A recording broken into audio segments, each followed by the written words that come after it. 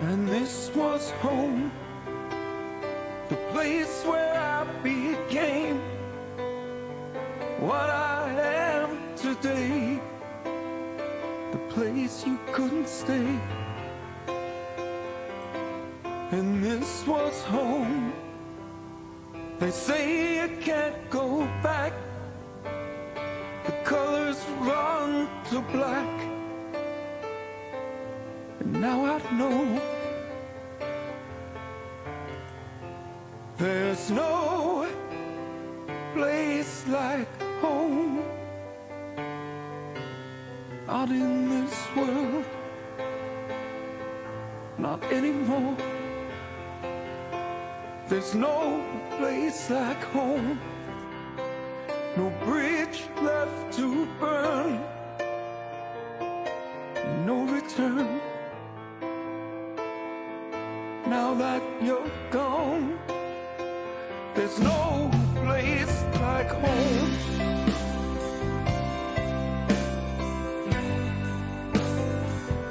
And this was home, the harsh doorway light, the uncertain night, with no dawn in sight. And this was home, I hear your refrain, the echoes remain, but now I know there's no place like home, not in this world, not anymore. There's no place like home, no bridge left to burn, and no return. Now that you're gone, there's no place like home.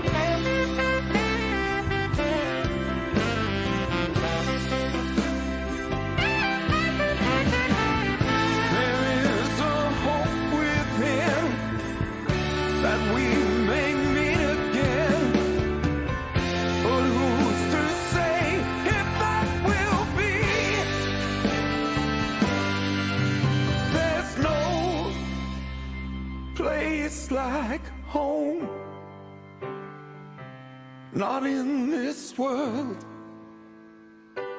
not anymore. There's no place like home, no bridge left to burn,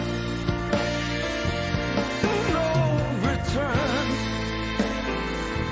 Now that you're gone, there's no place like home.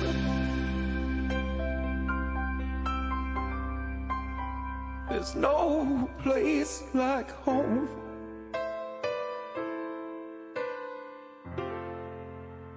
There's no place like home.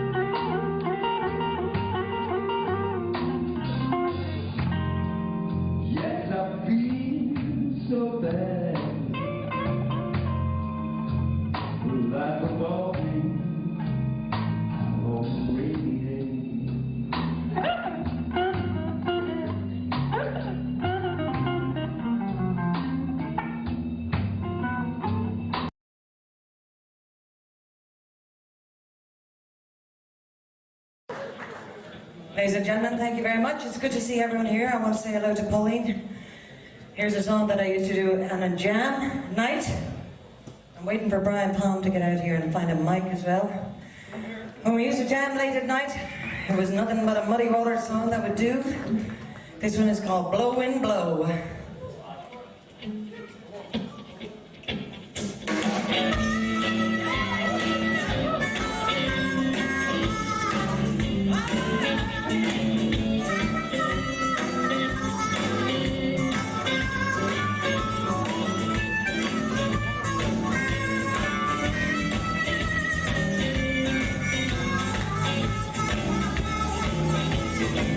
Well, the sun rose this morning, I didn't have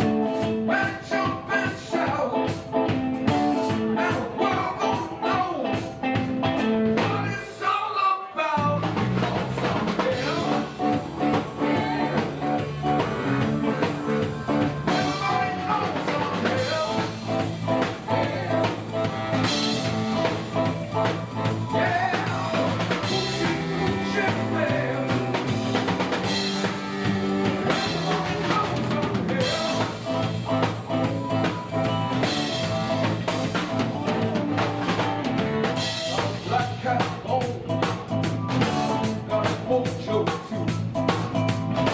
I got Johnny the Conqueror. Gonna mess with you. Gonna make all women leave the collar on hand.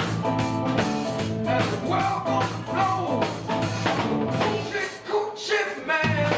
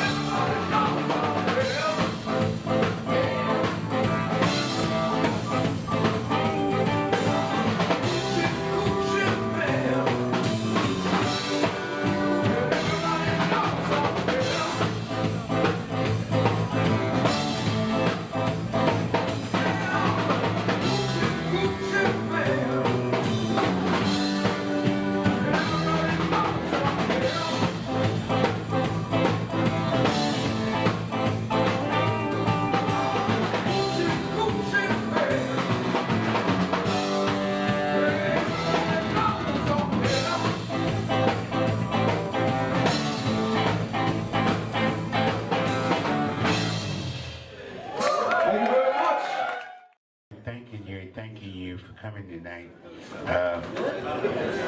I really meant it because we didn't think we was going to make it. We didn't think we was going to make it tonight and let all you wonderful people down. But the good Lord seen a way for us to make it. Last night we arrived at Heathrow Airport, and me and the band, we got kidnapped by 8 skinhead Japanese. Yes, those bastards. They made us drink 10 bottles of Jack Daniels neat. Whoa! Pissed me off. And I complained vigorously. And then the biggest one walked up to me. His fist was big as my head. I was thinking I could kick his ass, but I might slip in my own blood.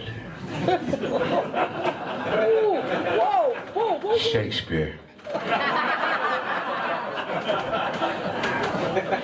And he walked up to me and grabbed me in the collar like that. And he says, "Look, darky." That really pissed me off. He says, "I'm gonna fix your ass tonight."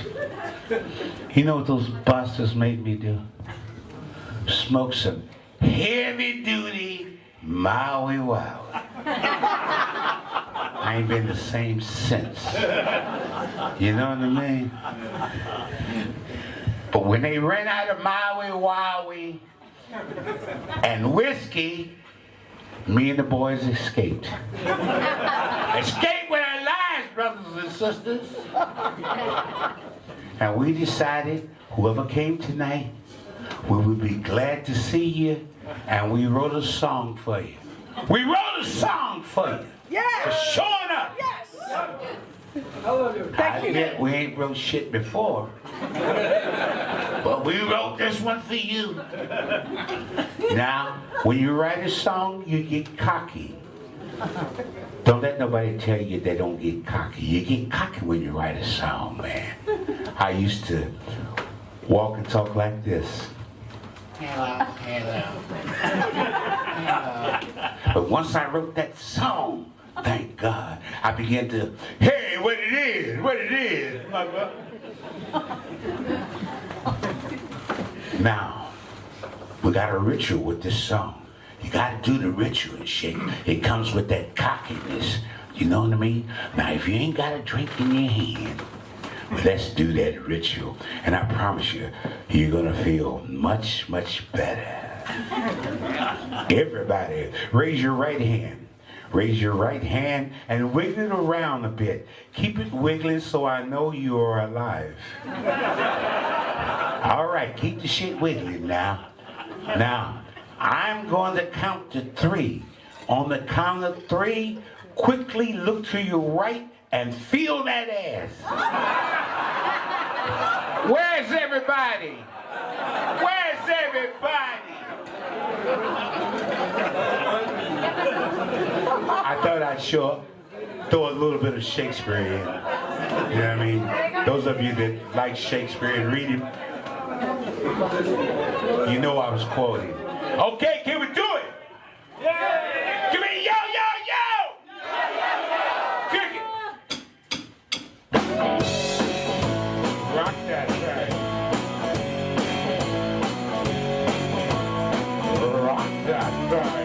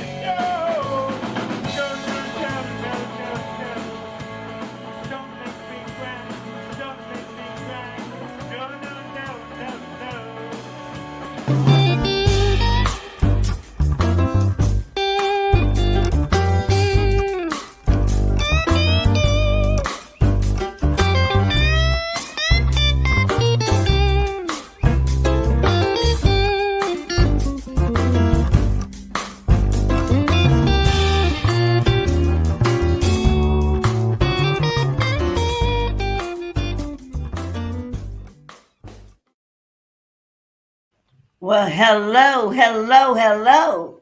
That introduction song was by Francesco Urcuso playing, let me set that up. Playing The Truth. Wake up Sunday morning. Hello, everyone. Welcome to another edition of Live Talking Blues. What's happening? Well, we have two very special guests tonight. We've got a female and a male perspective on the blues, and we're going to hit from this side of the water to the other side of the water. Tonight, we're going to first bring out of the green room Ireland's foremost blues singer. She's done 25 years in the blues, and she's here with her music partner and life partner, Brian. Would you please welcome Brian Palm and Mary Stokes? Come on in, guys. What's happening? Hey, how are you? Good to see you, Kat. Man. Thank you very much. Doing so well. How are you guys doing? We're doing great. We're Thank in you good so form much. and everything's going well. Yeah. I know. I know. What's going on? You guys got any gigs coming up in the next few days? You know, things are strange in Ireland at the moment because COVID has returned. So, in fact, a lot of live shows and a lot of things that would be happening are not happening. But I'll tell you what. It's great to be back in the green room. It's been a while since we were in the green room. So we were in there and they were looking after us. Thanks for that. Thanks. Sorry, we weren't serving drinks in the green room. You know what COVID's like, but never mind. I'm sure you can help yourself. Yeah. But, you know, Kat, what's happening is that we keep on trying to be busy and doing as much as we can in terms of recording and getting ideas together. And we basically have a lot of projects on the go. The new record's been an amazing success. Oh, my God, yes. Who knew? Absolutely beautiful, that song. That whole album is absolutely gorgeous. And you've got what is it, the partner on there. What is it? Sarah Michelle on there as well, playing guitar. And who else you got on there as well? On the album, is the same people going live as on the album as well? I wasn't able to establish that. So the story with the album was kind of interesting because it really is Brian's inspiration, but it was also an answer really to COVID and to lockdown and all of those things that happened to everyone in music. So what happened? We had a rehearsal. Brian, you decided to that. What? We were going to play a gig. You were asking about gigs, and we're not doing too many, but we were getting ready for one. So we just recorded it, and we just felt relaxed, and it felt great. And Sarah will be with us again. And as Mary says, we're not so much doing shows, but we were in Galway for a John Prine event where we were filmed and we played some John Prine songs. And then we're on this project we can't talk about yet because it's not been released, about an Irish blues guitarist.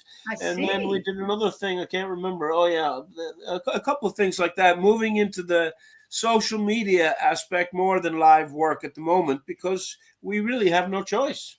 And it was interesting, Kat. One of the things that really struck me most about, lockdown, when you're on the road and you have a recording and you have an album and you bring it with you on the road and you work it on the road and you kind of think along those lines. That's it. Because we recorded the album, because we decided to release the album during lockdown. So Coming Home is our current album and we released it during lockdown. You know, it is an extraordinary thing. Sometimes you think something that is a terrible curse, and then you realize the big blessing that it offers. Because I began then to investigate all of the community around the world through digital media. It just was incredible to find a family of people that we know so many of and are connected to and have history with. And then you kind of, it just actually became something so much more than we expected. So it's fantastic. We're really excited by it. Not on the road. When you're constantly on the road, you can't really mind the store as easily as when you have time. Exactly. Well, there's always a silver lining, like they say, isn't it? And There is. Patsy's let's have a look at one of your videos. Patsy's pulled up one for you. So let's have a look here. Okay. Oh yeah, one of our projects, all right. One thing I've learned after all these years, you're gonna save yourself a whole lot of tears. Stop trying to figure out who was wrong and who was right. Got to move along, baby. Yeah, that's right. You got to roll with the punches. Ooh, you gotta go with the flow. Yeah, you roll with the punches, man. That's the only way to go.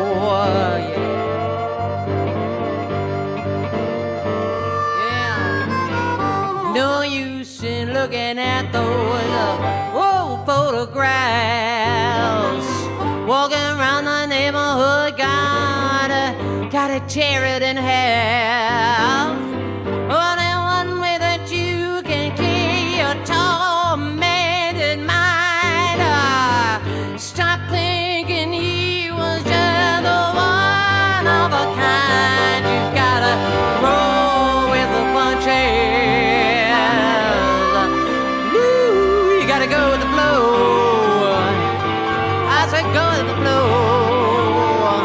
You've gotta roll with the punches. Pick yourself up and find a way to go. Let's find that way to go now. Let's go.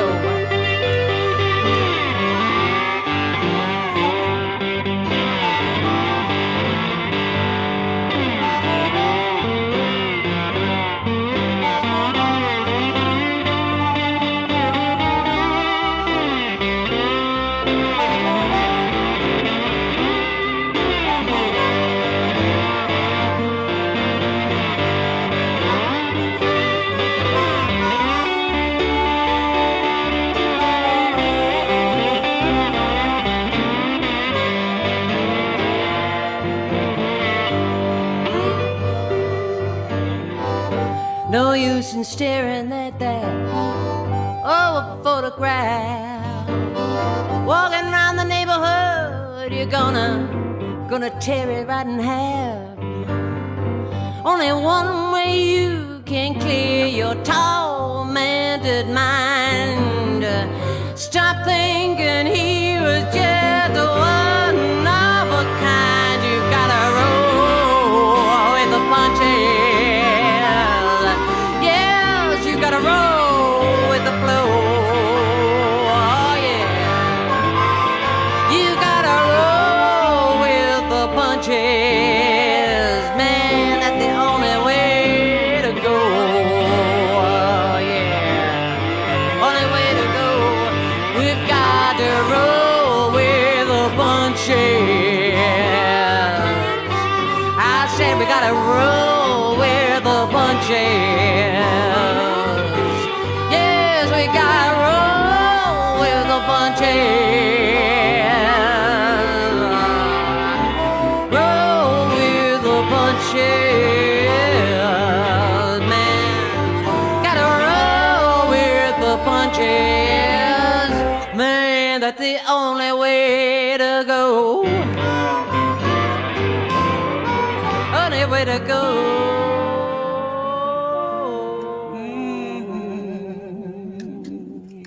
Yes. Oh my God, you got so much soul in there. I tell you, and you guys are so tight as well. I absolutely love that track. Absolutely.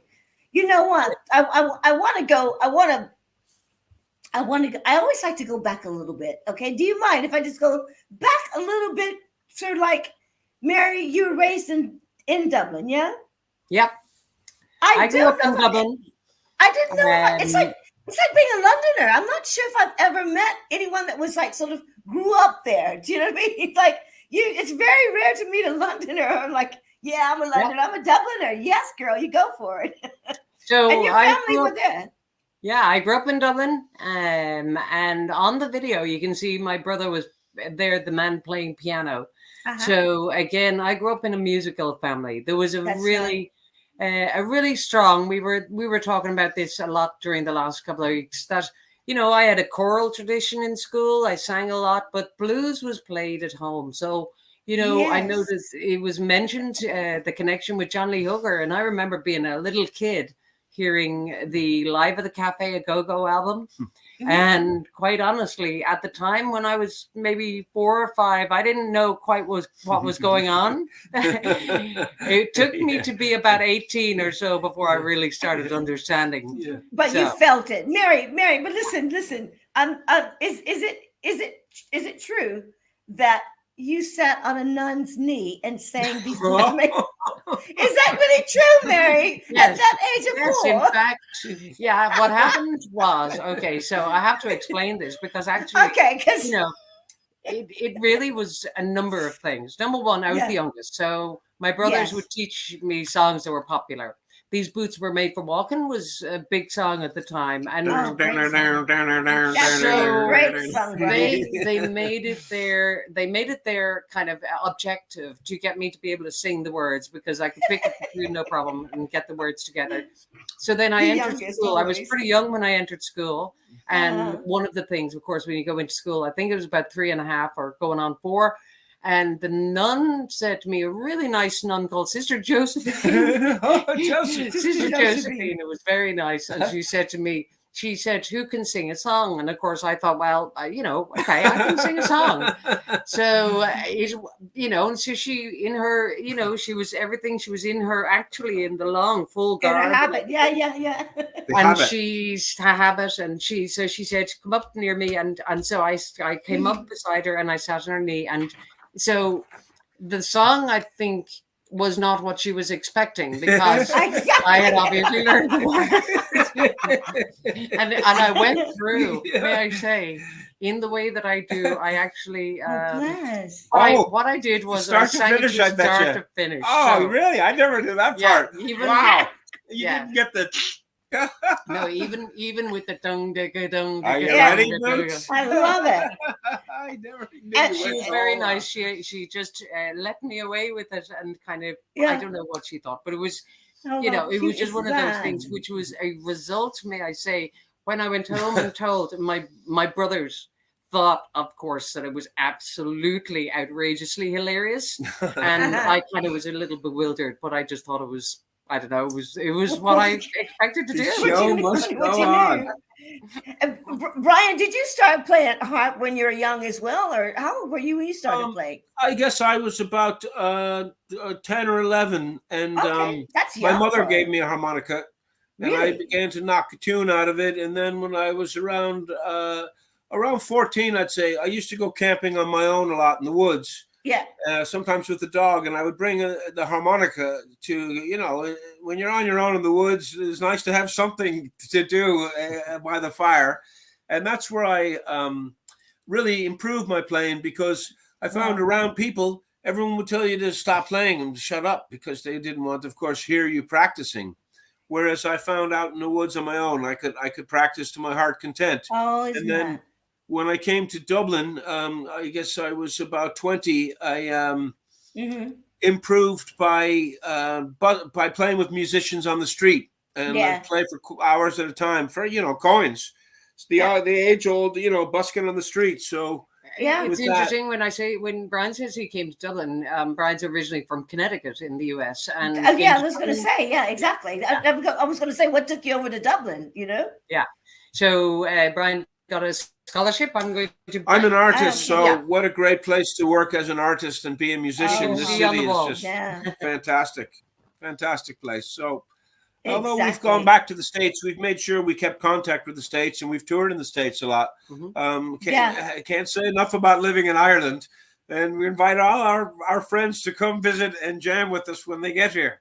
Absolutely. I'll see you there. I love Ireland. I Right. played at Enniscorthy Blues Festival. I absolutely love it. We know Enniscorthy well, of course. Yeah, course. yeah. And we helped establish the festival, and we played with our great friend Byther Smith, who just passed away there about a month ago from Chicago.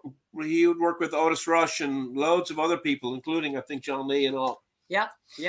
So it's interesting maybe to just say, like, again, I think, you know, when we look at why there's blues in Dublin, for example, I mean, you know, it's partly to do with the what would have been the British blues explosion in the 60s.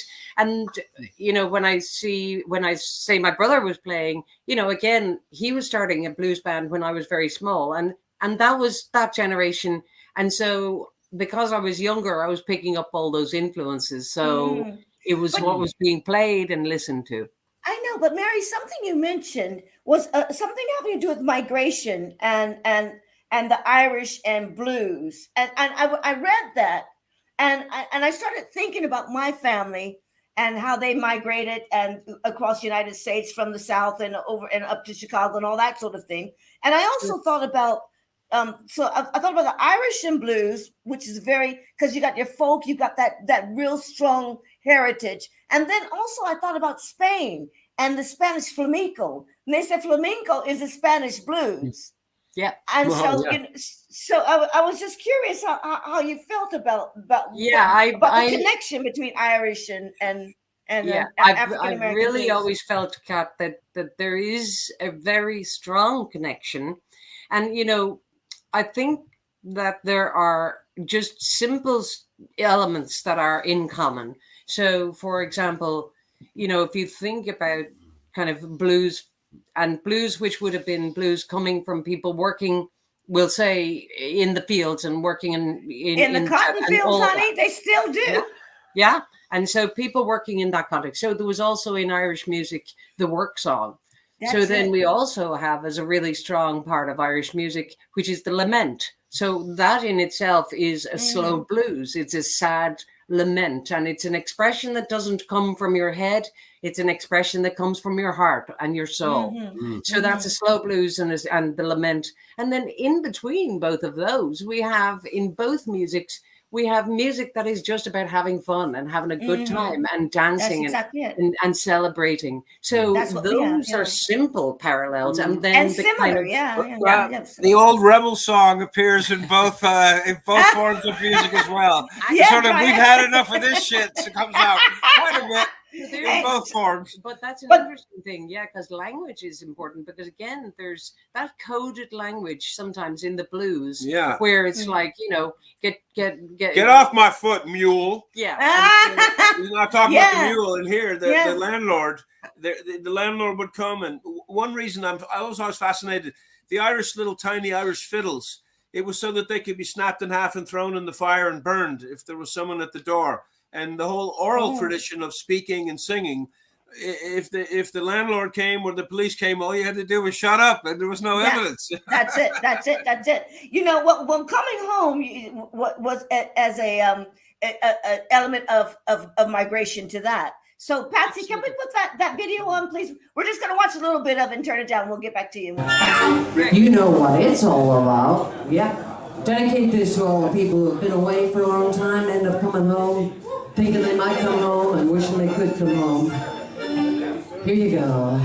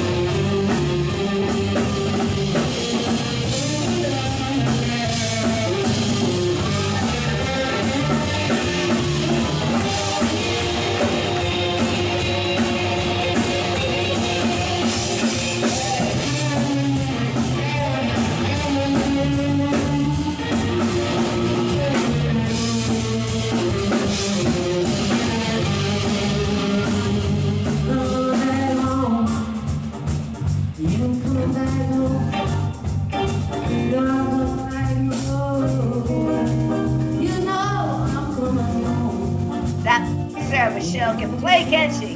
That girl can lick that git fiddle. Yeah. That's gorgeous. So, Brian.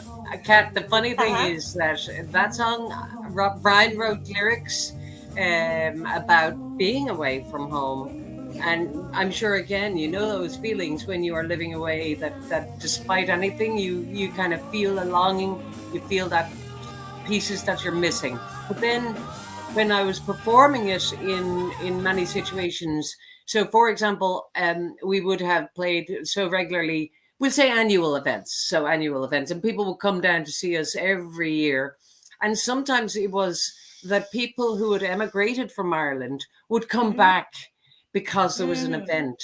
So it's like you kind of you're welcoming people back. You're recognizing that, people move and go and come back. And that's so much a part of blues that just is that longing to be somewhere where you miss family, you miss that connection, or you miss the people. I want to quote something that Brian said. He says, when you travel a lot, he says, when you travel, a lot of things change in your absence. And when you re-enter people's orbits, that has continued, and then when you re-enter people's orbits that has continued without you. I paraphrase a little bit, but I understand that, Brian. Like things have changed in your absence. Then when you go back, say home, things are still going, and in your absence, you re-enter an orbit in a way, don't you? I feel like that going back to the States. Didn't you miss me? And equally, we found. Yeah, exactly. We would go away on the road and, grueling tours. We toured Italy for all 2 months and then the States. And then we came back and everyone said, you haven't been doing much lately. What's the matter? You're not playing much music. And equally, the thing stayed. Life went on here in Ireland without us, too. So it's a strange one. Here's an interesting one, though. Again, it comes back to where blues sits in the world, really. That because and when we travel, like many blues artists, I guess, so we traveled around, and it would be myself and Brian. We might travel, for example, in all around Spain, and we worked with a lot of musicians who maybe their first language wasn't English, for example. So the interesting thing, then you're trying to arrange your set and figure out where things are going. But blues gives you the language. So blues allowed us to communicate, and really the real challenge was to ensure that we said the key in the right way, because in do re mi do re mi fa so. We had a funny experience with I think it was Lowell Fulton, our band was backing, and we played with Lowell Fulton in Dublin years ago. So do you really want to tell this story? Well, it was just about getting the key right. And so he was playing a song. Go ahead. And then we're going to get Hitman in, and we'll end up talking together all together. Sure. Keys can be funny. Keys can be funny. So E can sound like B if you say it, and then it could be a C, and then there's always G. We kept changing key. We kept changing key because what? E, we didn't know what was going on. But it was a great gig in the end. Yeah. Listen, I'm going to ask you this question. I'm going to ask you probably again, but I'm going to put you in the green room for a second. But I just want to know, where can people find your music, and where about they link up on Facebook? I know you're in Bandcamp. Why don't you get that information out quickly, So the please? best link at the moment for music is Bandcamp. And in fact, we're just about to release some more music on Bandcamp. So we won't talk too much about that, but for an artist, may I say, I think that it has worked really well for a lot of artists and serves the purpose very well. So that then allows us to have messages from fans and to talk to people and to arrange Friday, things. once a month, and then there's the kind of once a month, where revenue comes through. So the Bandcamp, Mary Stokes Band on Bandcamp is definitely the way to go if you're looking for any of the music. And then really, again, we work Facebook both on the personal pages, so Mary Stokes and Brian Palm, and we kind of work that. We do have a band page, but we tend to do a lot of our day-to-day kind of comings and goings on the personal pages. So those are good. And Instagram, I'm there, and contact is easy now, thanks be to all of the media. Indeed. And just before you go, I wanted to give a little bit of a taste. Would you mind doing a song for us, Mary? Would you do a little bit of a song for us before we get A little bit of a Russell song? Yes, please. Would you mind, please? Not at all. We'd be delighted to. With or without harmonica? With harmonica, Brian, thanks. Okay. So what we thought, because we're just the two of us, we thought we'd try and do something that is kind of a little bit stripped back, and this was from a really kind of quite an obscure recording. So it's a song called 1620. And we're going to give it a go. Lottie Kate Bunkley and her husband Jimmy Bunkley. That's right. Okay. So 1620. I'm Lottie Kate, he's Jimmy. Okay, let's have a look.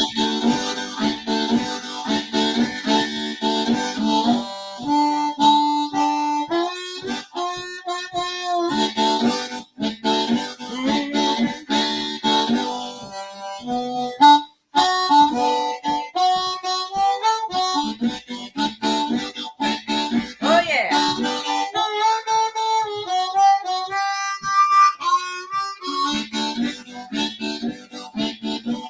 Yeah, I love you, baby, and I tell the world I do. You know I love you, baby, and I tell the world I do. Well, the way you treat me, it is coming home to you. Yeah. Yes, you left me this morning when the clock was striking 4.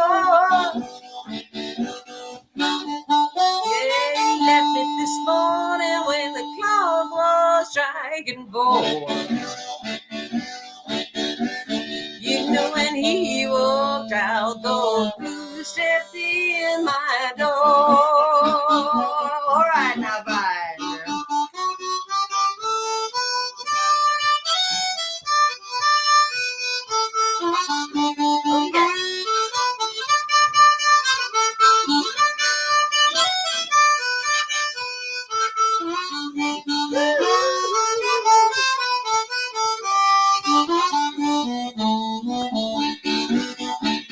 Let me tell you now.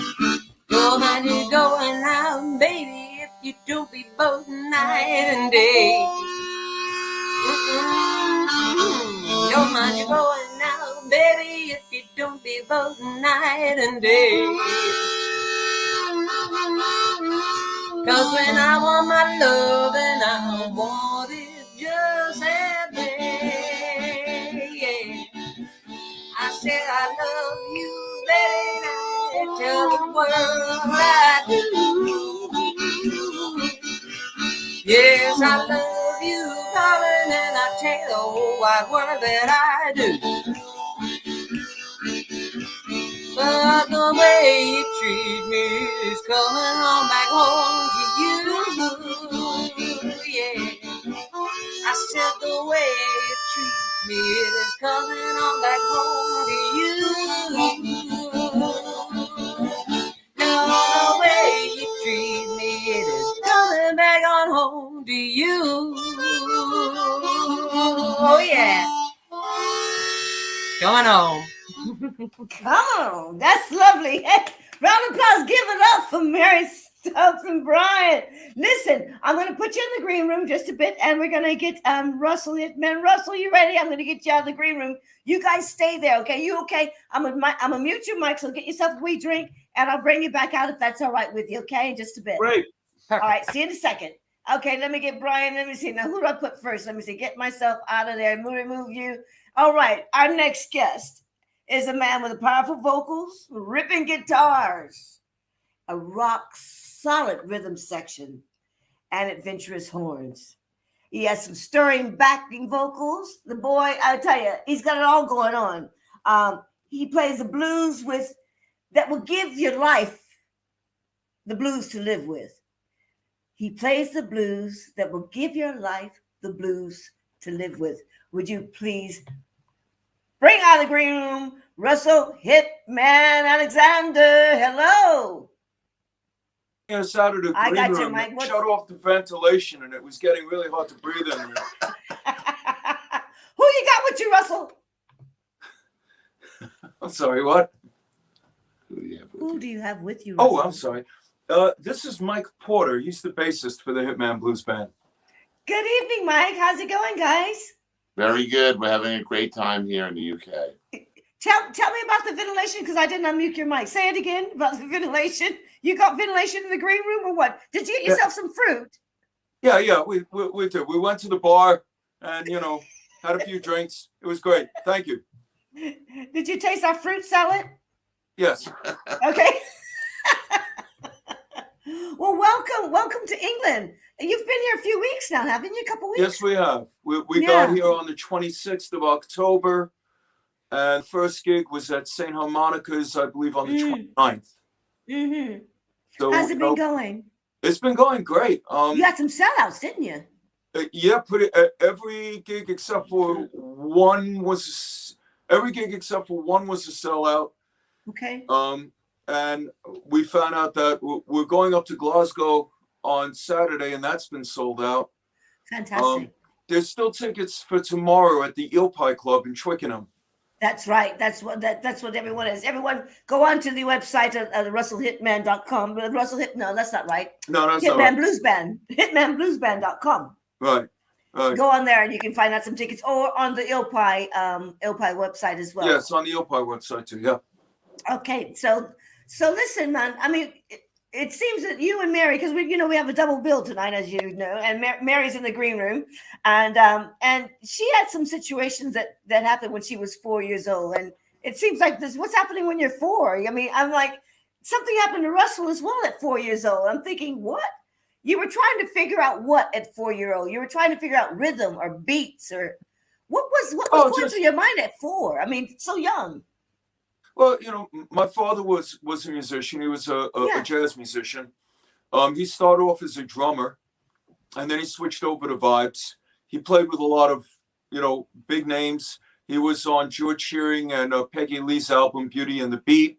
He was on Martin Denny's Quiet Village. He played with, I put up a Wikipedia page about him, Ray Alexander, musician, because apparently there's a football player or something called Ray Alexander. Okay. And anyway, I just remember that, when I was a kid, sometimes my mom would bring us to his gigs, and I would be like, trying to figure out where the downbeat was. What, at 4? I mean, Russell, what, really? You didn't know what you were doing. It was something instinctual. Because I wanted to tap. Yeah. And I'll tell you something. Sometimes in jazz, sometimes that's not as easy as it sounds. I remember when I was about 16, my father's bass player couldn't make it to a gig until an hour later. So he asked me to fill in, and he called out, I don't know, like, let's say for the Cherokee. So it's like 1, 2, 1, 2, 3, 4, dun, dun, dun, dun, dun. And I'm sitting there, I'm playing with boom, boom, boom, boom, boom, boom. And within 6 measures, I had no idea where the downbeat was. And I'm looking in panic at the drummer, and he took pity on me. And like every 32 bars, he would go, I would. So you could stay in there. When that bass player walked through the door, I was the happiest guy in the world. Like, here, thank you. How about now? It's instinctual now, isn't it? That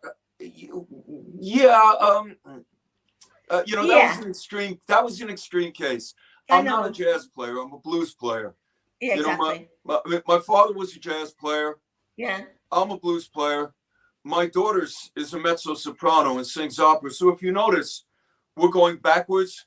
So I'm expecting that one of the grandkids will probably be playing Gregorian chants on a lute or something. But your grandmother was a star in the Yiddish theater, was it? My grandmother was a concert pianist for a period of time. My great grandmother was in the Yiddish theater. That's it, yeah.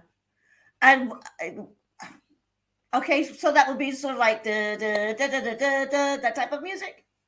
No, Yiddish theater was a whole nother thing. Okay. I was just curious, you know what I mean? Yeah, like, it wasn't can. No. Okay. Oh, I'm thinking not so much. That's okay. Never mind. I'll carry. I carry on. So you learned your skills by being on going to the gigs. I mean, actually setting up the gear. I mean, you get paid like $10 or something to set up the gear. I mean, you work with your father, and you started. You've what I want to say. My father played jazz throughout his Mhm. whole life, Mhm. but when we were born, he cut back on touring, and he Mhm. started working with what you would call a function band Sure. here and the guy who ran that, he hired me to set up his equipment so that he That's could it. just walk in and look very cool. And the upshot of that was that by hearing these songs, or maybe 5 gigs a weekend, I Yeah. learned hundreds of what they now call the American Songbook, Gershwin, Porter, Irving Berlin, Yes. all Yeah. that kind of stuff. So I started gigging myself professionally at 16. Okay. Also doing what we call society work, which is where you play for very, very rich people who wouldn't spit on you if they saw you in the street, but because you're in the band, now they'll tolerate you. You know what I thought that was? You know, when I read High Society, I thought I'm going to get your promo up in a minute. Just hang on a second, Patsy. But what I thought was, you know, that's where Billie Holiday started playing at a club called High Society. Oh, yeah. I thought, was that club still going when you were? No. That's what I got all mixed up there. Yeah, High Society, as in the people, not as in the club. Yeah. Now this was with groups like Lester Lannon and Peter Duchin and Roger Stanley, and we'd play all the hotels like the Plaza and the St. Regis and stuff, or we would fly to different parts of the country, or something I hadn't really known. I was pretty familiar with New York City even as a kid, but there are, and you probably have that in London and other big cities, there are doorways that you'll walk by and you won't think anything of it. But if you go inside, it'll be this opulent, like, private club with, that's 200 years old with all this, beautiful woodwork and stuff like that. And, you have to be in the right crowd in order to even be allowed to be a member. Yes, that's it. Something like Soho House and things like that as well. Let me just turn you on I'm happy to be out of that world. Yeah. I learned everything I could from it, and I'm done with that. I want to turn you on to a place that's in like a hidden doorway type of thing. It's in Elephant and Castle. It's called. Have you heard of the Temple of Art and Music? No, I have not. Okay, this is a great venue. It's in what they call a mercado. It's in a market area in Elephant and Castle. You go through the market. There's loads of food and booze and stuff like that in the market. And you look over to your right. There's a door. You go through this door, and you end up in this venue that has like over 30, 40 pianos in it. The guy, it's just got pianos everywhere. Not to be played. There's a piano that there's like champagne that comes out of a piano and things of that nature. And some great stuff happening there. So remember the TAM, TAM, in Elephant and Castle at the Temple of Art and Music. Let me put that promo up because I keep forgetting to put stuff up sometimes. Patsy, play the promo for us, please. It's only about 40 seconds. I'll be right back.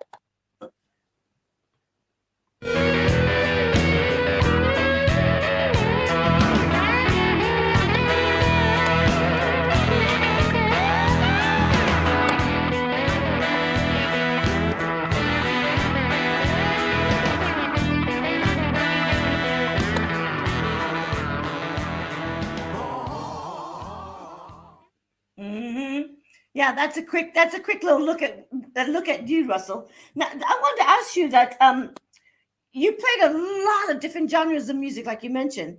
Do you think it's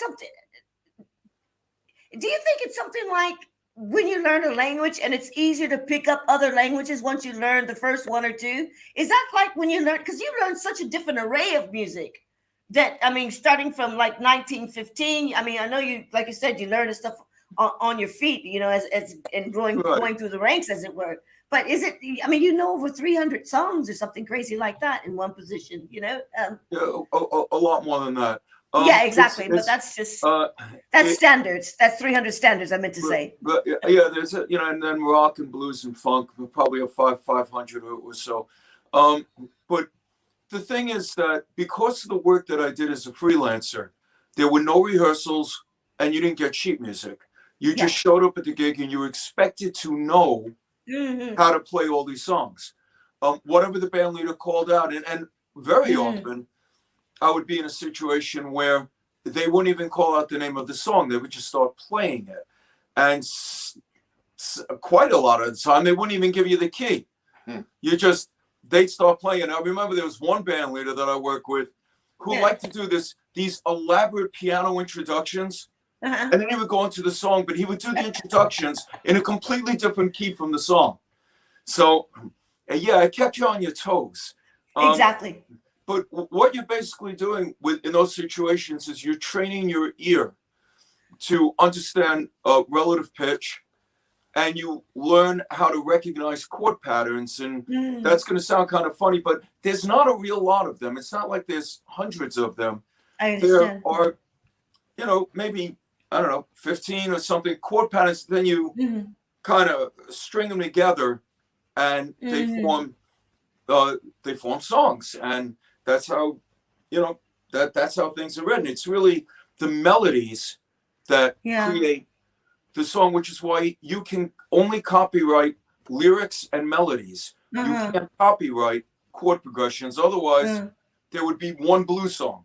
That'd be copyrighted, that'd be the end of it. Do you teach that sort of thing as well, that sort of theory? I don't teach, no. No. I did, however, come up with a free course called Music Theory for the Easily Bored. And that's on YouTube, and it comes with a free manual, and you can just, you know, watch That's it pretty and cool. download the manual for reference. It's a public service. Well done. No, I'm Thank a you. freaking nice guy. Yeah, you're cool. And what's the YouTube channel name? Is it Russell or is it Hitman? No, it's Hitman Blues Band. Everything. We got Hitman Blues Band on Twitter, Hitman Blues Yes. Band on, You go to Hitman At Blues this- Band, you'll land. At this point, you know, every band sounds like a psychotic ex-partner where it's like, follow me on Twitter and Instagram and YouTube and Facebook, like me. Yeah, I get it. No, I understand. I completely understand that. And I find myself saying that here, but it doesn't really feel quite, but that's what we need. That's what you have to do. But I guess, but they're going to do it if they want to. You don't have to really tell them because everyone knows to do that anyway. You know what I mean? Don't they really? Why don't you play us a song, huh? Sure. Why not? How about we do, now realize we have a 9-piece band. You're going to have that at the Opie tomorrow night. Yes.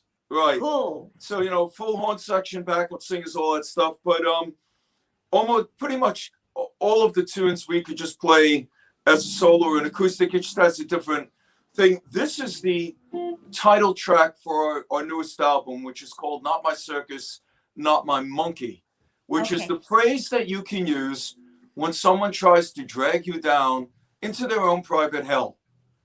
And you just Not my circus, not my monkey. Not my circus, not my monkey.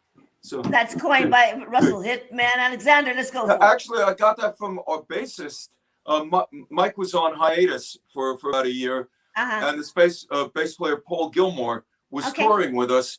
And I told him about something, and he said, "Not my circus, not my monkey." And I was like, "Wait, what?" I thought that's great. That's I never fantastic. heard it before. So that would make a good song. And the album cover looks is. great as well. The album cover looks great as well. Go ahead. 1, 2, 3, 4.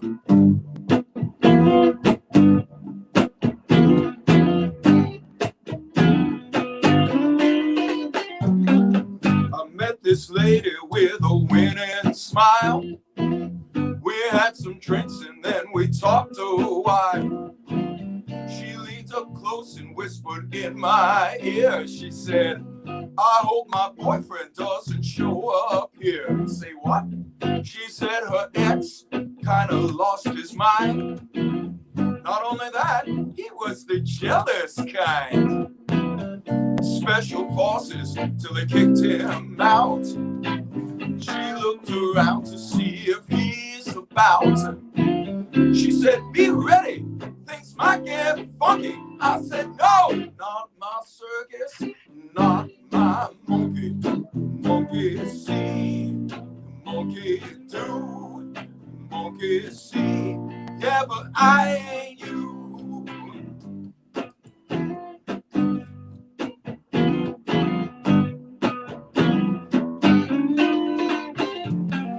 I got a burger from the all-night stand. This guy walks over with an open hand. He says, hey, buddy, could you spare some change? I haven't eaten and I'm feeling strange.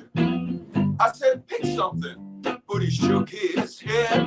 If you don't mind, I'd rather have the bread. If you could spare just a little more, I'll take us someplace where we both can score. Now, I'm no angel, but I ain't no junkie. I said, yo, not my circus, not my monkey. Monkey see, monkey do, monkey see. Yeah, but I ain't you. I like to think that I'm a caring man, and we're a part of a bigger plan. But sometimes when it's said and done, you better pack your things and run.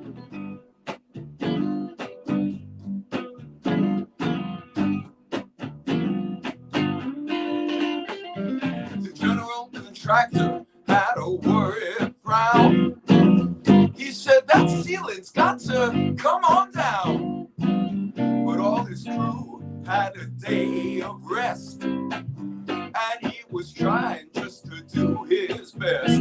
He pointed up, he pointed way up high. Waving pigeons were afraid to fly. Wants me to climb up there and risk my skin? I said, buddy, I'm just here to plug stuff in. I'd like to help you, but I ain't that spunky. I said, no, not my circus, not my monkey. Monkey see, monkey do, monkey see. Yeah, but I ain't you. Not my circus, not my monkey.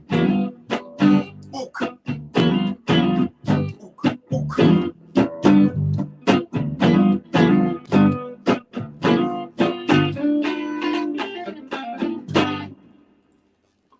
Yes, it's got that type of thing that you said you like in lyrics, isn't it? Was it that double entendre, that sort of Trojan horse type of lyrics? Yeah, you were mentioning.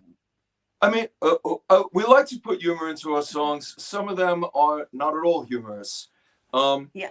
Some are more traditional blues oriented. Other ones are like that, which are more funk and blues and a combination. So we call it modern blues. It's a combination of all those different styles. Look, when I was, doing that freelance work, I was with a salsa band for a year. I was with a Hasidic band. I was with a German band. I was with a Portuguese band, a swing jazz band, a Greek band for over a year, Peter Stavers, rock and funk and reggae. I was with a couple of reggae bands. And I'm not talking about like one night. I'm talking about like months. Yeah. Sometimes years. And all of that stuff finds its way into the songs at one point or another. Yeah.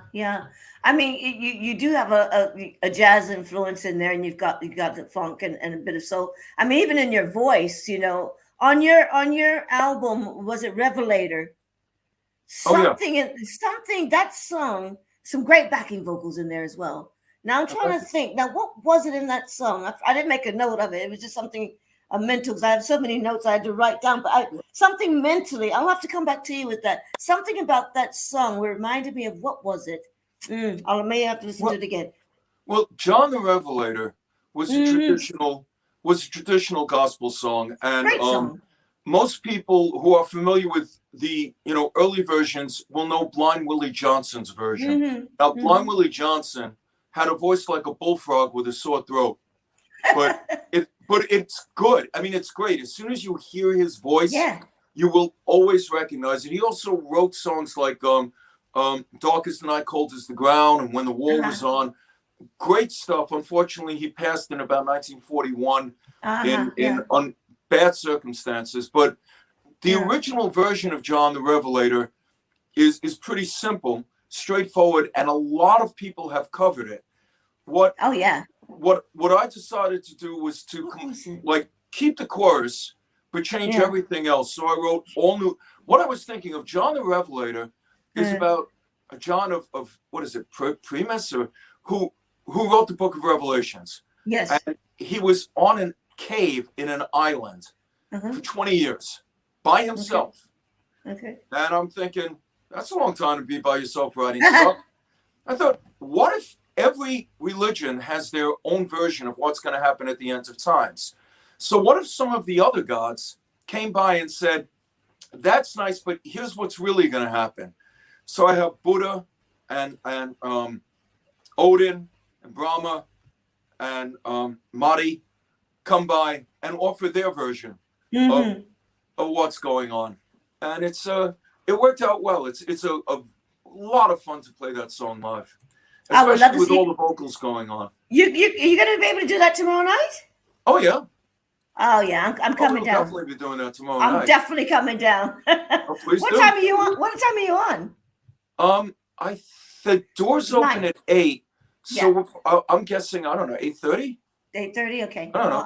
I'll double check with them and have a look, because I'll be in the West End until about 7. So definitely gonna rush over. Definitely rush over to see you. So you said that blues is timeless and limited and it's different all the time, and that's what you're doing. You're bringing your own version to blues. You're bringing how you interpret the blues, which I think should be done. So many people get stuck, and it should be like this, like this, like this, like that.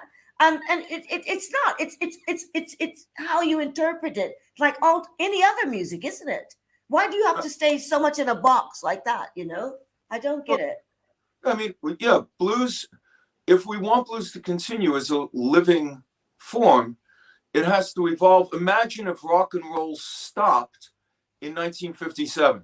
What about the blues in 1932 when we had, Bessie Smith? Of course. And even before that, there's a great book called Who's Blues that it's divided up into 12 chapters like a blues progression on purpose.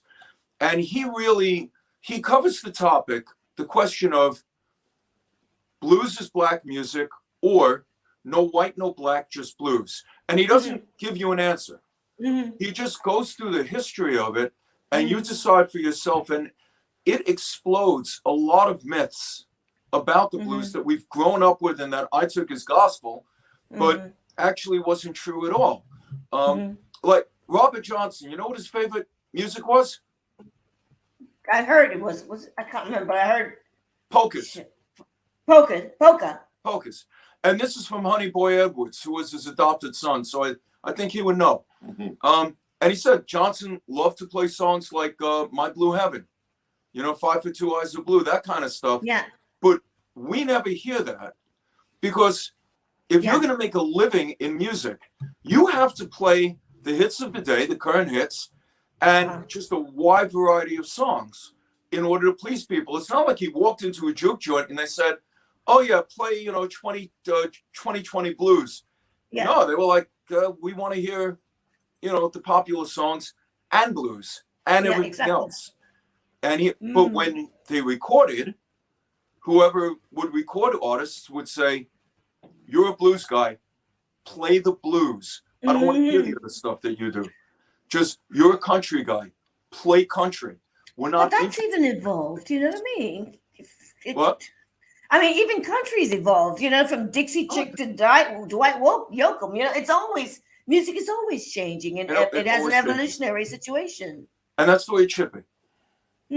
Because it's an expression, and people are always finding new ways to express themselves. Exactly. Hopefully. You said the blues wasn't dead; it just smelled funny. Yes. Well, the blues can sell anything except the blues. Yeah. You check out a commercial and it's got blues music behind you to sell like underarm deodorant.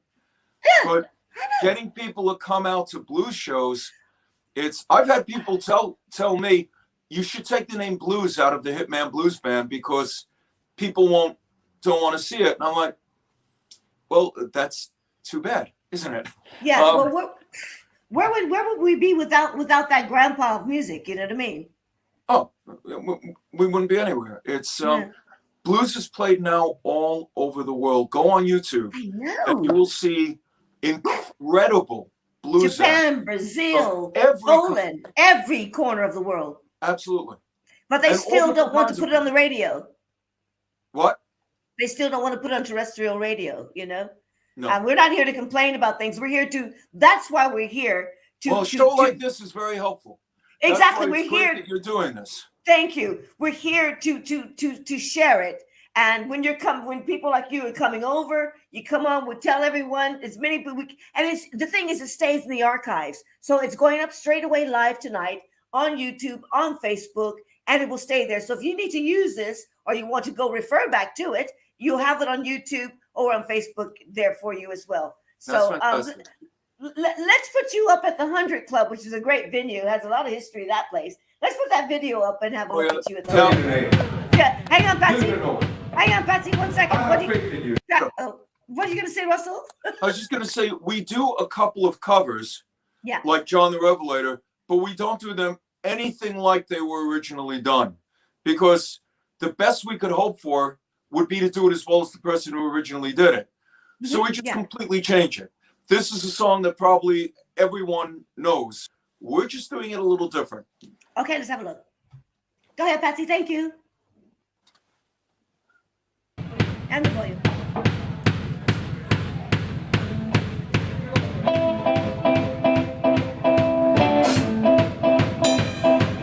She's the woman for my mama. On the day I was born, we got a boy child coming. Be a son of a gun. Gonna make all the women and jump and shout.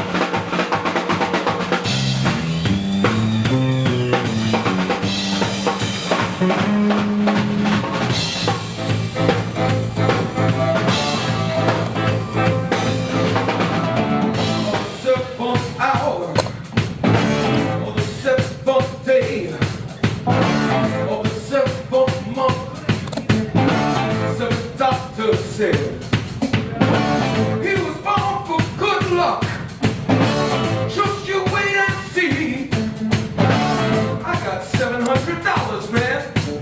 Don't you fool with me. Hell.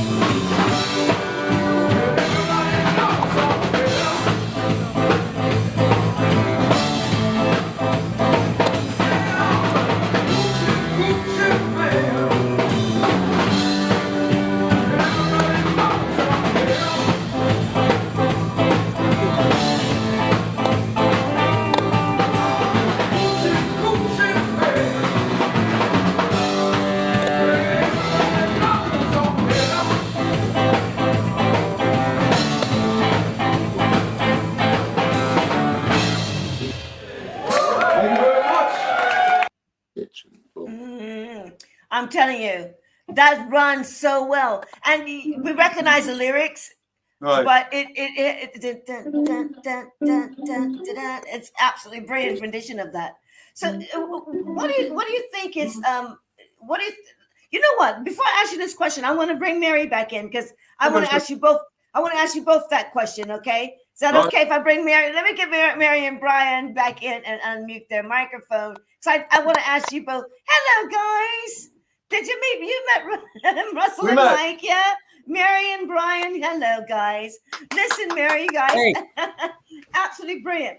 And I wish you guys were in Ireland because I'd go with you to the eel bike, but we have a fabulous time we would do. Okay, that's one. Mary and Russell. I'll go with Russell first. How do the audiences compare to UK and United States? Because you're from New York. What's the difference or the similarities, please? We Russell. get asked that a lot. I think, well, in general now, not specifically, but in general, I find that UK audiences are more open to different kinds of music. Like we found the same thing in Europe. They would come out to see like a metal band one night and a blues band another night. Yeah. And they just, we'll go out because it's a good time and they'll want to hopefully support, the music scene. Yeah. In the United States, it's more segmented. You don't really catch like metal people going to like a folk concert or, a 50s kind of thing or 60s going to a blues show in general. Yeah. So that's not hard and fast, but just in general. Yeah. Mary, what do you think? I think that one of the experiences that we had, because we toured a lot in the US, and one of the strangest things that I think was often the case was, for example, the challenge of performing where there was a big, where there were TV sets all around the place. So you'd have people watching us. They'd be watching hockey or football or whatever. And then a cheer goes up. Penguins! Go Penguins! So a big cheer goes up, and you're in the middle of a song, thinking like, "Whoa, there wasn't the moment I expected." And then you realize, "Oh, hang on, they're actually looking at the TV." Right. That's one side of it. Then there's another side that I thought was interesting as well, which, for me, I like when people come to a gig that. Exactly as Russell is saying, that people are coming for the music and they're engaged by the music. So that's kind of the purpose of being there. Whereas I found in the States, for example, the supper club kind of a vibe is also kind of a bit odd for me because, someone's digging into their, I don't know, whatever it is, vegan. Hey, that looks good. Yeah, you're there. Have you played supper clubs, Russell? I'm wondering, am I going to give you indigestion? Lobster again, dear? When you're playing the supper club, though, you have to remember that you are background music. Hang on, Mary. Yeah, I mean, it is a different feel. But having said that, then you get such brilliant clubs everywhere. Yeah. I mean, when you get good clubs, they're good clubs regardless. So. Well, another thing, they'd say, well, you can set up at 7 and start at 9 and play till 3 o'clock in the morning. And we're like, what the So interestingly, I just thought it was because I really enjoyed what you were saying, Russell, and how you're approaching taking music that is historically established, we'll say, that's in the blues tradition, but that you're engaging that yourself and then translating that again from yourself and for yourself. So we've always done the same kind of thing. So we come from taking songs that are not particularly known and maybe reshaping them. But we've had questions where, well, there's two things that sometimes have come to us or regularly have come to us. One is where people really enthusiastically, it's great when people say, is that blues? Fantastic, brilliant, I'm on. And that's fantastic. And then you equally have a sort of a slight affront that happens every once in a while.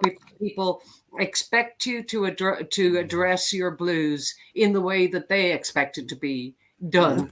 And I'm like, well, no, because actually I would personally have, for example, I would have a punk interest. I like energetic and coming at you and, you know, kind of part of. So I think that sometimes it's a bit confounding and people are a bit like kind of, what was that? But people always want Mary to sing Janice songs and she doesn't. And hey, you know, don't you do any sort of, you know, stripper music? Okay.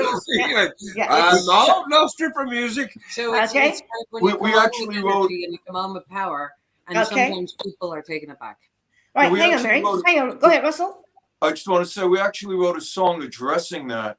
It's the title track of our 5th album. It's called Blues Enough. So the actual title is that blues enough for you? Addressing that very thing. It's like, here's this and this and this and this. Is that blues enough for you? Okay. Let's have a look at that. Patsy, can you pull that video up, please? Let's have a look at that now we're mentioning it. You ready for that one, Patsy? I put her in the dump there.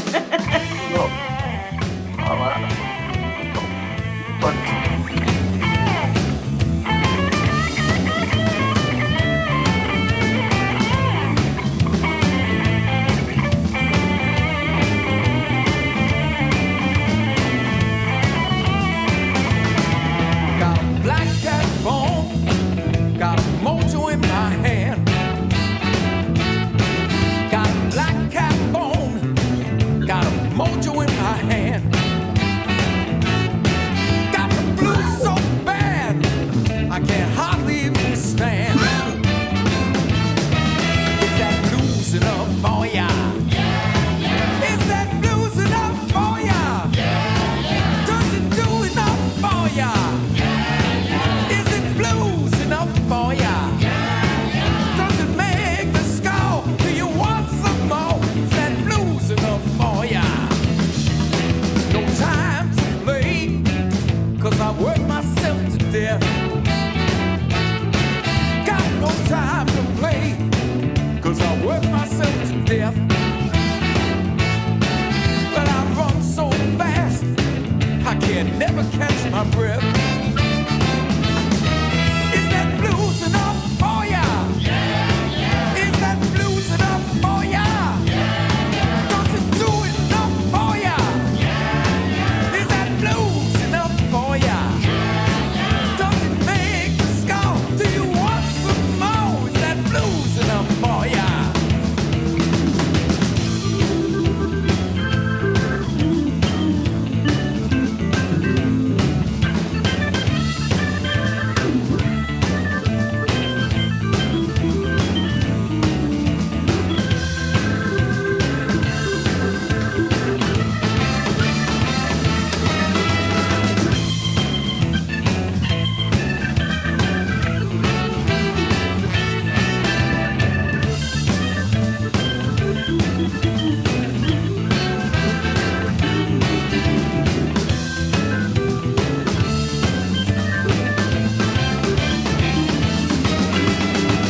Hard times, you don't know what I'm going through. Hard times, don't know what I'm going through. Slept on the cold, hard ground by the age of 22. Is that blues enough for ya? Is that blues enough for ya? Does it do enough for ya? Is that blues enough for ya?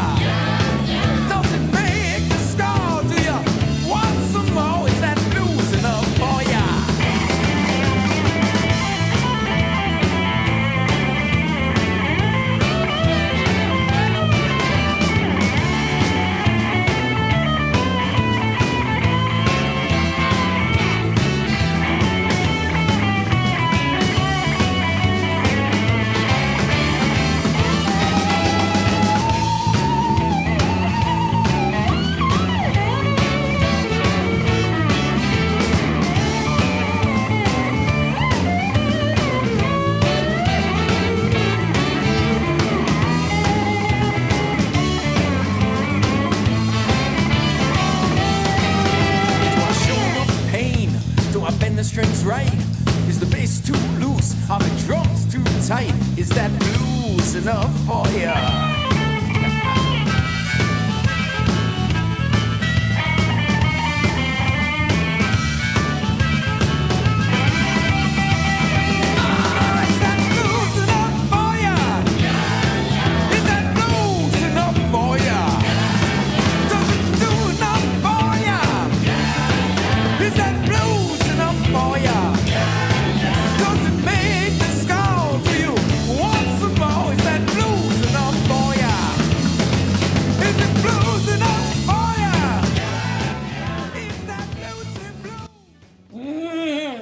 Is that blues enough for you guys? Mary, did you like the? Oh, hang on a second.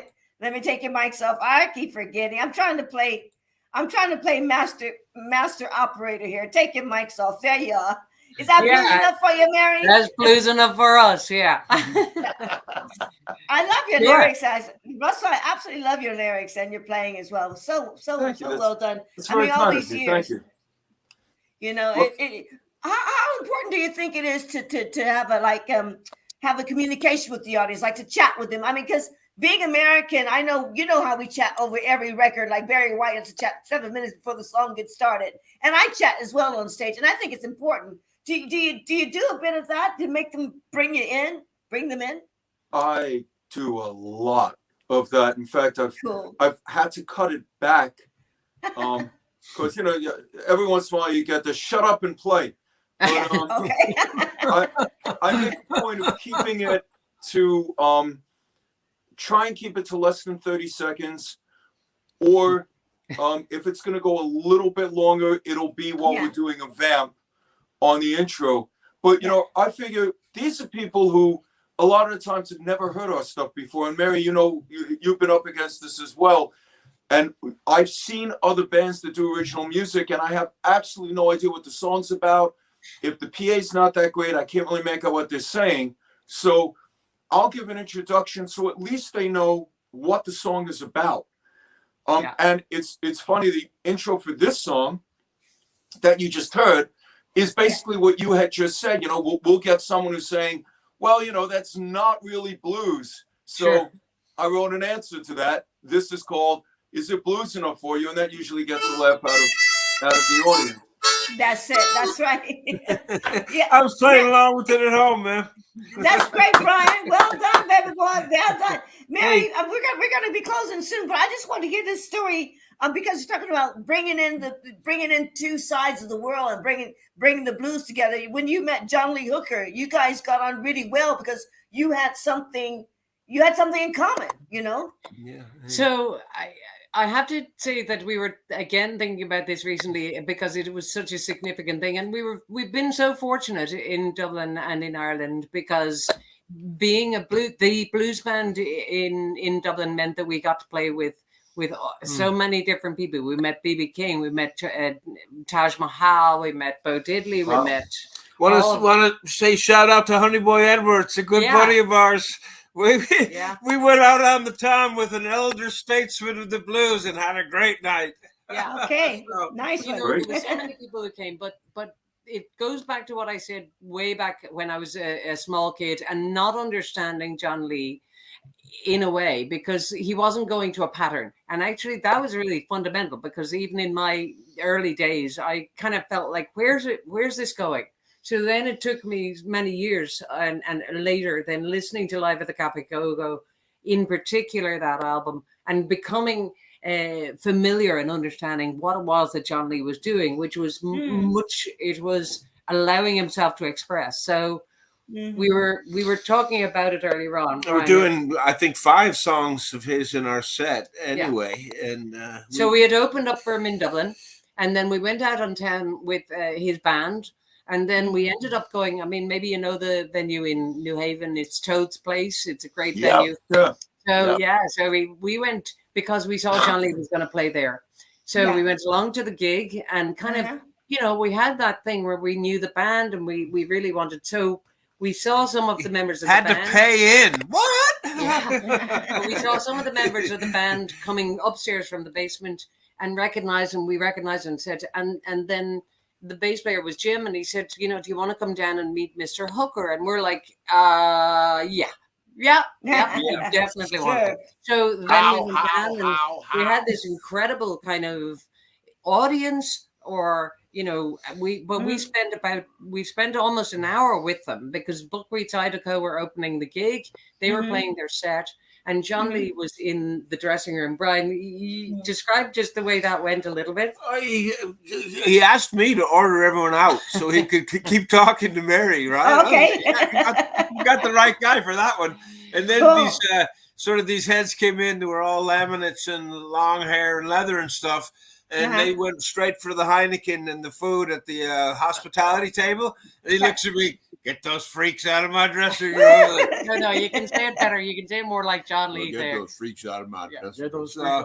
And then another woman came in, and she started practicing the sax, bouncing the sax off the wall the way horn players do. You guys must be told. He looks at me, and I just like, you can do that outside, please. So we had a really nice time. And again, the reason why it was so easy to have the conversation was because we had met so many people in common. Because we'd worked with all sorts of blues people, Jerry Bell in particular, and coming back home. We did touring with Hubert Sumlin, which was it meant lifetime treat. Yeah, and this is one thing that, again, I go back to releasing the album and being obliged through lockdown and COVID to work through a whole network of people. We realized even at that point that blues is a community. So now I feel, and I'm very privileged to get to know Russell and to get to know you all, because we're all part of a community and a family. Exactly. That's a comfy looking house you have there for 12 musicians to sleep on the floor. All right, Brian. So Mary, before we go, Mary, what is the name of the album, your last album, and tell everyone where they can find it, please. Sure. Well, the last album that we have released is called Coming Home. Yeah. And it is available through Bandcamp. We have a special edition CDs available for order, and it also can be downloaded and streamed. So that's the latest album that we have, but we've got a lot of projects that are just about to be released. We actually mentioned Bessie Smith earlier on, and one of the things that we had as a long-standing project we wanted to do was, I don't know if you know Bessie Smith's song, The Christmas Blues. At the ball. Or at the Christmas ball, excuse me. And so we got to record that with Sarah Michelle in particular. I really want to pick out Sarah Michelle is working with us. That's right. Hello, big up to Sarah Michelle. Definitely great guitarist. She's such a great musician. Yeah. So she worked it out with us. So we have an arrangement of At the Christmas Ball, which, like I say, sometimes when you have an idea and it sticks around for 20 years, you realize you really have to do something with it. So we have that coming out. And, we're not into doing Christmassy stuff, but this was sort of like, this fits. It works for us as well. So we've got that, and then other stuff coming up. Great. Russell, what can we expect tomorrow night at the Eel Pie? You guys get down there, get the Hitman Blues Band, go into the Eel Pie site or the Hitman Blues Band site. And what can we expect tomorrow night, Russell? I know it's 11-piece band. Well, no, it's going to be 9 pieces. 9-piece, sorry. Well, you can expect a lot of noise. Yeah. But we actually have a very low stage volume. Okay. But, all right. Okay. Cool. Look, we have fun. There's a lot of laughing while we're playing.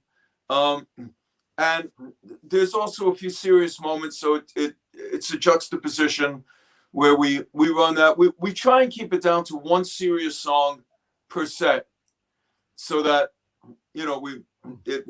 I would love to do more, but we only have so much time. As Mary pointed out, when you're playing in America, generally it's going to be at least a 4-hour gig. If you're doing a Portuguese gig, it's going to be 7 or 8 hours in a Hasidic gig. But I'll bear that in mind, may I say, with food. although lately, and drink. Although lately, I think because of the pandemic and now the place opened back up again, I noticed a lot of the gigs are starting earlier and they're ending earlier, and a lot more of them are 3-hour gigs, which is fine by me. I love it here. I mean, we do 2 sets and an encore and we're done. The big problem is trying to figure out what songs not to play. Yes, exactly. So your last album. I agree with you. I just Go wanted ahead, to say Mary. that Yeah. what you said, Russell, about having one song, you know, that often has struck me that if there's one moment where I feel like I've reached people, that's enough, actually. I mean, I don't mean that everything else is fluff or not important, but that moment where you know you've actually reached and made that connection. It could be something hard hitting, or it could be something that's really quite deep and kind of heartfelt. But it's that moment, and it's very obvious because your audience knows it, you know it, the performers and the band know it, and everyone is there with you And that's in our that job. moment, which is And Yes, nice. that's really And our if that job. exactly, Our and if that job is happens to- in the beginning, it's great. It's a great show, isn't it? Yeah, I mean, I was just saying, our job is to provide a cathartic experience to our audience. Most people, you know, life is tough. Things are tough. People come out and see, you know, bands and plays and things to get the hell away from it for a little while, to go into a different world.